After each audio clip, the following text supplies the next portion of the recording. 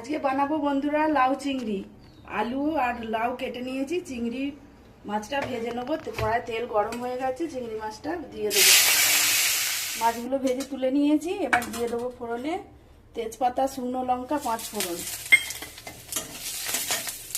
পেঁয়াজ, টমেটো, জিরে, নুন, হলুদ, কাশ্মীরি লঙ্কার গুঁড়ো, দিয়ে দেবো আলু আর লাউটা, দিয়ে ভালো করে নাড়বো। দিয়ে দেবো চিংড়ি মাছটা, দিয়ে জল দিয়ে দেবো, চাপা দিয়ে দেবো, খুলে দেখে নেবো। লাউ ঝোল রেডি আমার, আলু সেদ্ধ হয়ে গেছে,